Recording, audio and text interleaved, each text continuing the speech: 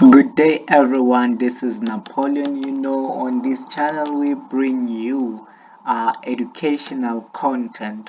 So, here we talk about property. How do you navigate your way through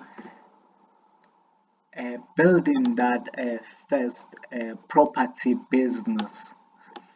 So, this will be a very interesting talk. So, guys, pay attention, and I hope you learn something very valuable, something you can use, you can apply, something which will actually motivate you in starting your first property business. So guys, I hope you're doing well, I hope you're great. So let's start. So we are just going to talk uh, in much detail on how to get started in starting that property business. So it might be for any tenant or a student accommodation. So I'll specifically like talk about studying a student accommodation. So I've been in the business of student accommodation since 2019. So I was very lucky to actually come across people who have the same interest and people who are in the same business as some friends which actually own property. Uh, so it was so easy for me to navigate through this business. So I think you can also like do it because I've seen a lot of young people getting their first property. I've seen a lot of people uh, kickstart their business. So because property is one of the secure businesses. So as someone who have experience, so I think I can actually elaborate better on how you can also start because guys, we need that cash and we need to actually build a strong financial streams. So property is very secure, guys. Don't be afraid. You will never lose your money on investing in property most of the time. So I don't actually guarantee you. It depends on what kind of people are you dealing with. So and which area are your location. So I'm actually in Nelspruit and I've been here for like 4 years. So it's interesting, and another thing is that property here is quite expensive compared to some other areas. And considering that if you're about to start a student accommodation, students prefer the best. So they are very choosy. So you need to actually, get them the best properties that they will actually like. So without wasting any time, so let's go on indulging in the deep knowledge of how to start your business. So the first thing you need to acquire is property. You can't start a student accommodation or a property business without property. So there are two types of property you can get for this form of business. So we have a commercial, which is your flat and you know your high-rising buildings, uh, buildings which actually can accommodate hundreds or many people, or you can get yourself a home. So just a small house which can accommodate few or less than 10 people. So any option will actually depend on how much you have and your connection and the area you're in. So there are many factors like property value and your rental value, because in some areas you find that it's more cheap to actually buy or lease a huge building, a huge commercial building, compared to renting a home. So either, so it's either you buy or you rent. So when you got your property, the next step, you need to actually compare the rent for your tenants. You know your target market at this point, it's students, so you need to know how much, what is the maximum students are willing to pay, and how how much you can actually pay on the rent for the entire house, for the property. So because you don't want to find yourself in losses, losing a lot of money. And another important thing you need to find out about, which actually affects the rent and both rents for tenants and properties, it's a water bill and electricity.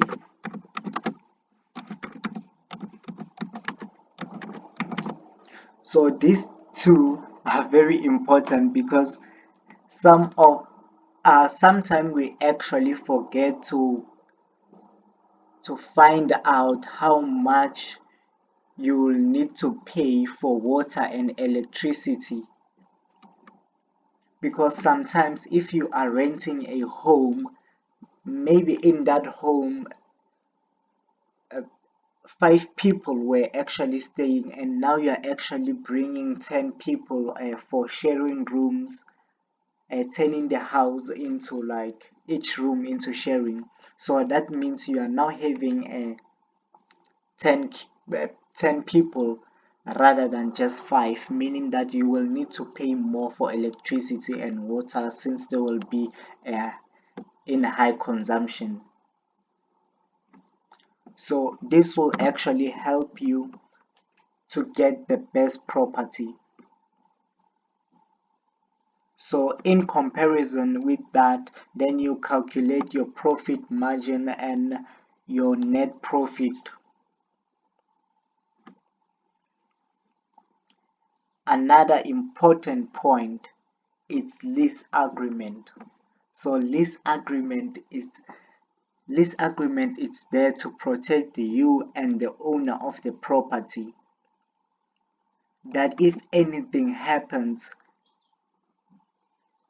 because the institution will actually want to be sure that the student moved into the property with the owner knowing that you are actually in that kind of business. So we don't want to find ourselves in a place whereby students have to move out of the property because the owner doesn't know that you are actually leasing multiple people rather than leasing the property to a family, because leasing it to 10 people rather than just a one family, the prices will actually differ. So you need to actually have that lease agreement signed and have your lawyers or some any legal advisor to actually look at the lease agreement to ensure that you are actually both protected and no one is actually exploited. So another important point is accreditation. So you need an accreditation from the university. so that the university can actually pay you directly rather than giving money to student, because sometimes the student will actually try to hustle you out of the money.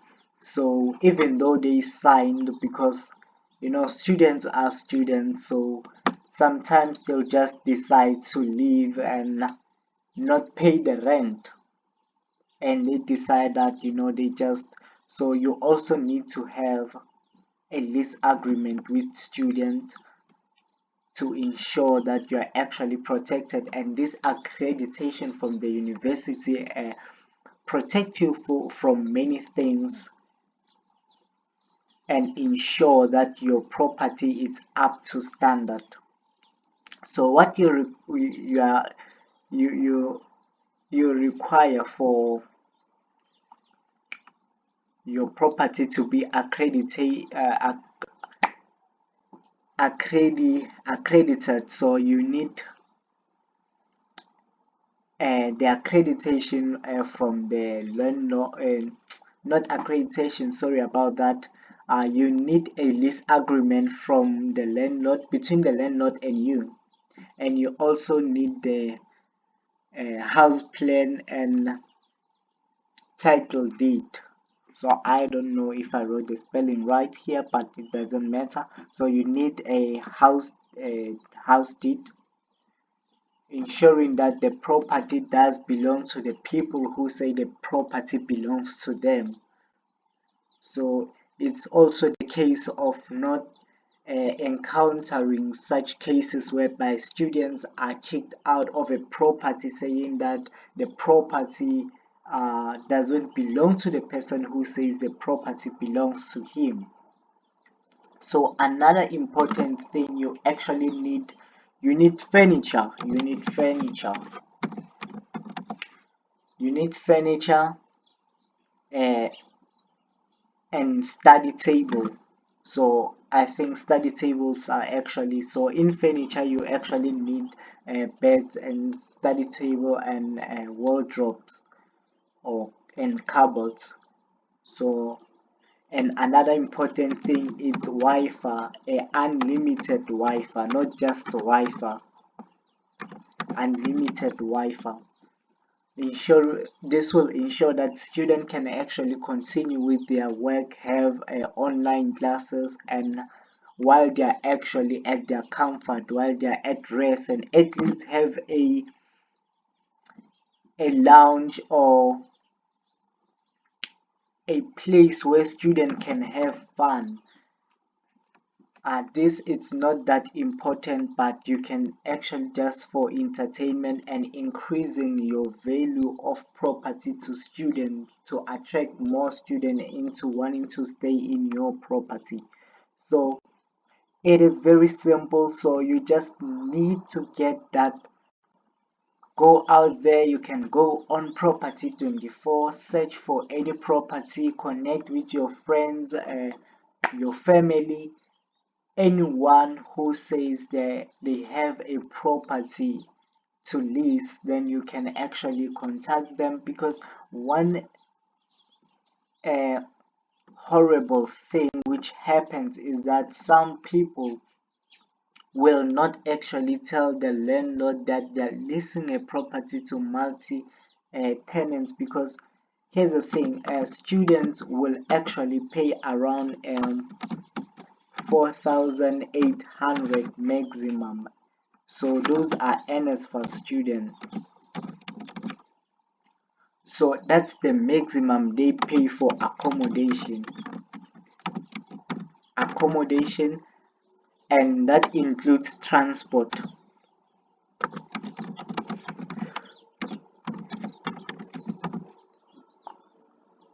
So in this amount of 4,800, you need to be able to cater all the needs of students. So that will be transport, water, electricity, and a place to sleep, which is the property. So if maybe you acquired a 3-room house which here at Nelspruit, that will actually cost you from 7,500 per month. So this is how much the rent will cost you. This is your rent per month for a 3-room house. So 3-room house, that will depending on the size of the rooms.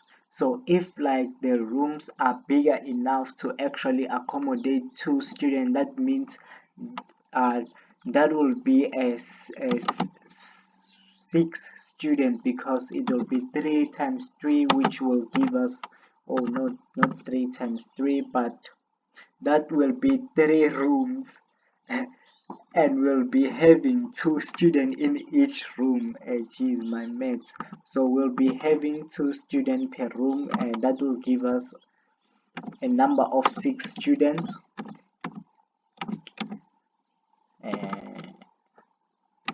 Student, what am I writing?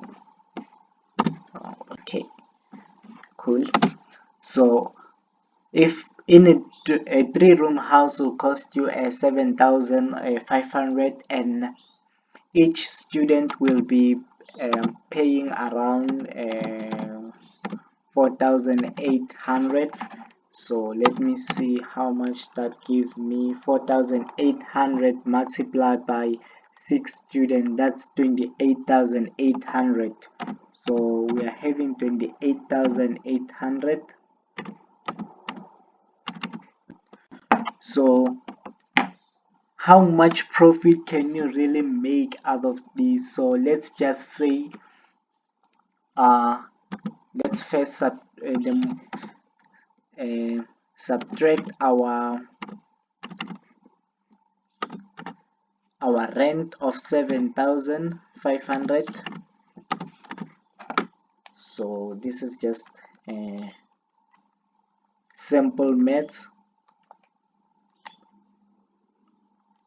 and that's 21,300.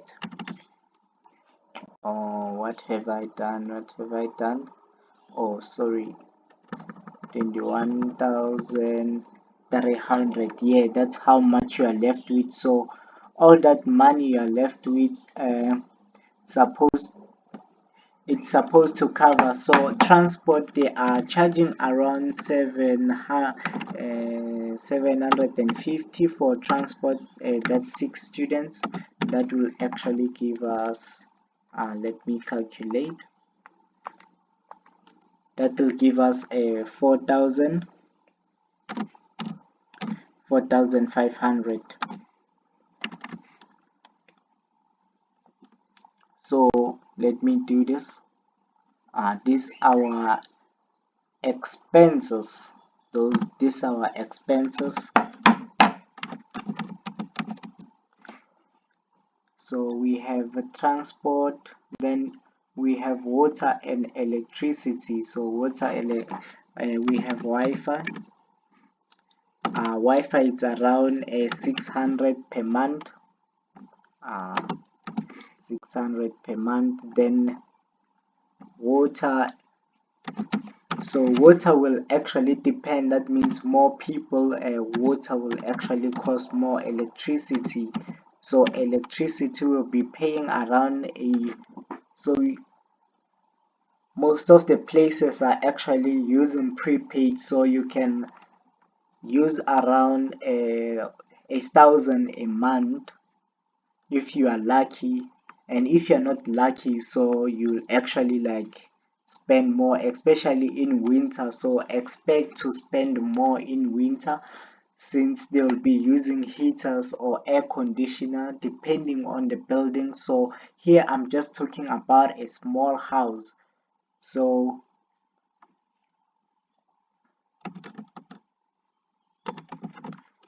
electricity around 8,000. So water around 2,000. So water is much expensive in cities, so it can even cost around 7,000. So even water. So you need to make sure that you actually monitor your water. So there are systems which you can put in place to ensure that you are not spending more than you can afford. So you actually also need to be more smart in how you run your property. So it might be a small property, but there are many things which can occur that can actually make you, instead of making money, you can actually spend more money. So we let let me subtract all these costs from 21,300. So we subtract water money for transport, which is 4,000, and we subtract money for water, for Wi-Fi, and for electricity. So the, that will leave us with 13. So the profit will leave us with around 13,200.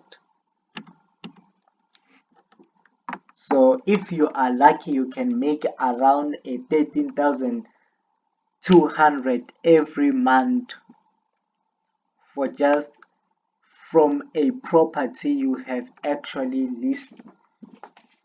leased from someone else.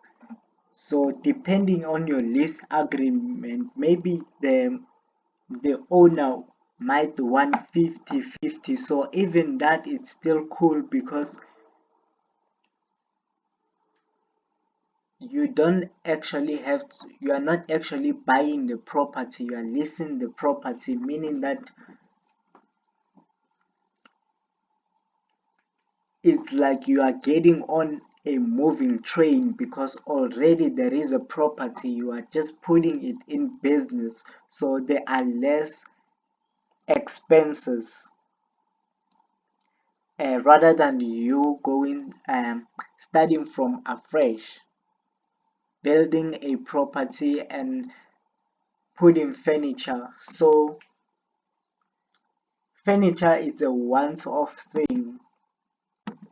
So furniture, the cost of furniture, so you need to buy authentic furniture, a strong furniture which can last for a long time. Because if you buy cheap furniture, it will be lapidated in few months, so it will actually be destroyed in just few months, and you will need to actually fund more into buying a new furniture. So here we are trying to build a reliable business, a business that flows, a business that continue to make money. So even if you might spend 20,000 or 28,000, or as much as you might spend, so it doesn't matter, as long as you are having a lease agreement with the owner, let's say a 4-year lease agreement. So the university accreditation, it'll last for 4 years. So if you are also having a lease agreement with the owner for 4 years, then that would be great, because you have a chance to actually make more money and build a reliable business. So you don't want to get into this just for a year and you are no more in business. So another interesting thing is that you can actually find other houses. Yes, the rent price might be different, but you will still be making more than 5,000 or more than 10,000. So this is a great business. So I hope you guys enjoy. So like and subscribe, so I'll bring you more content about property. and how to find property and how to search properties and how to ensure that your students don't leave you. They are able to sign a lease agreement for the entire year and you are able to sit back and relax and enjoy your money. So guys, thank you. I'm out. See you next time with more informational uh, content.